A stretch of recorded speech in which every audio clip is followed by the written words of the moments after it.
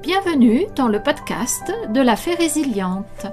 Ce podcast est là pour parler de résilience, donner des moyens de dépasser les difficultés de la vie.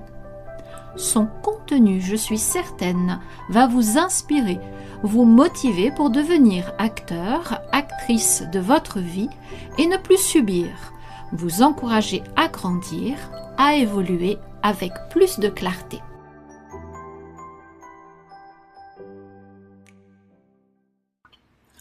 Bonjour à tous. Alors ce podcast fait suite à celui de la semaine dernière. Si vous ne l'avez pas écouté, je vous conseille de le faire. Je vous mets le lien là en haut à droite.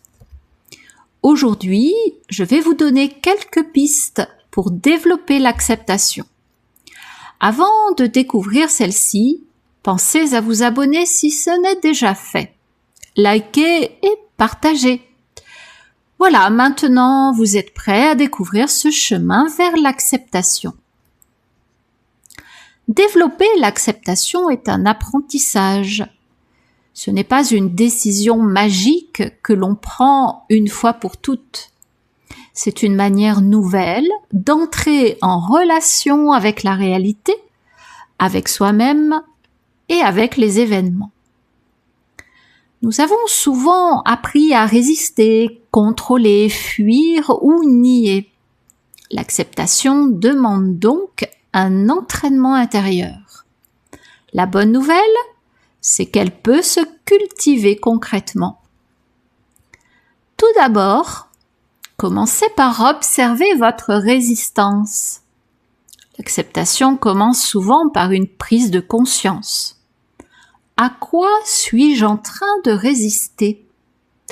Parce que très souvent, nous ne souffrons pas seulement d'une situation, mais du combat mental contre cette situation.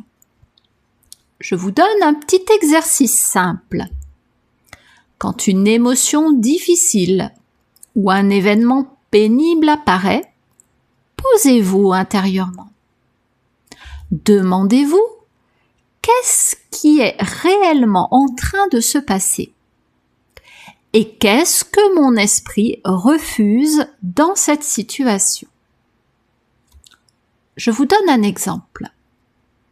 Vous avez un fait. Une personne est partie. Votre résistance est de dire « elle n'aurait jamais dû partir ». Autre exemple. J'ai échoué. La résistance que vous pouvez percevoir est « je refuse d'être quelqu'un qui échoue ». Vous comprenez ? Dites-moi en commentaire quelles sont vos résistances. En avez-vous conscience ? Et est-ce que cet exercice vous aide ? Ensuite, il est important de nommer clairement la réalité.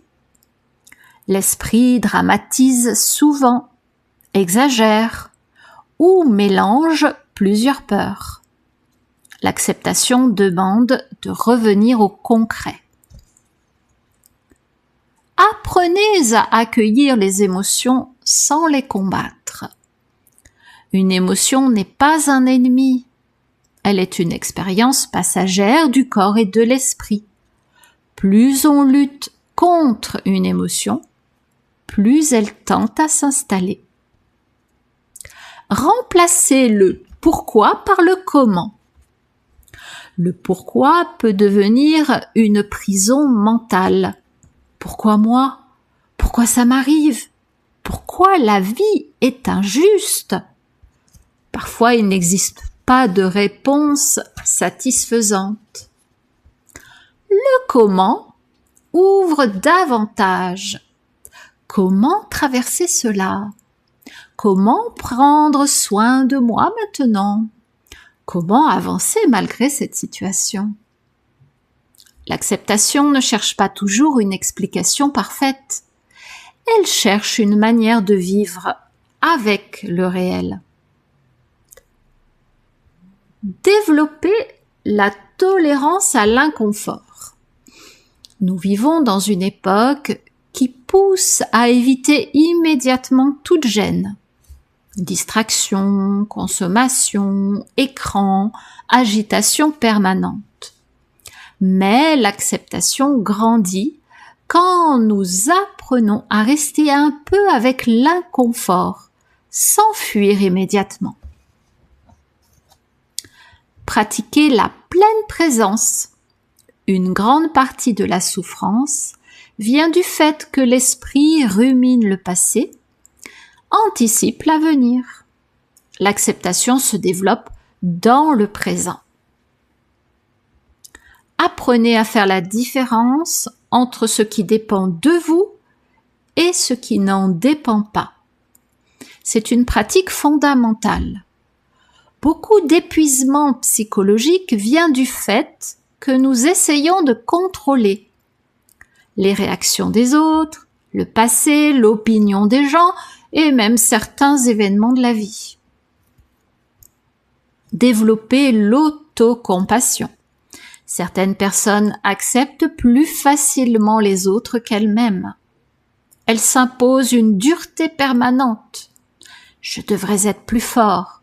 Je n'ai pas le droit d'aller mal. Je suis nul si je souffre. Mais l'acceptation de soi demande une forme de douceur lucide. Comprenez que l'acceptation est un processus. Certaines blessures demandent du temps. Accepter ne veut pas dire ne plus être triste, ne plus être en colère, ne plus avoir peur. Cela signifie souvent « je cesse progressivement de lutter contre ce qui est déjà là ». Et parfois l'acceptation avance par vagues.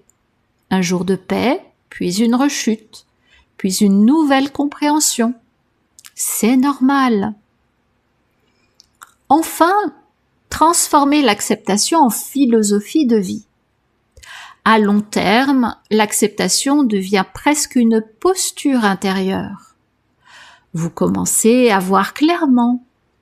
Vous accueillez en toute sincérité. Vous agissez quand c'est possible.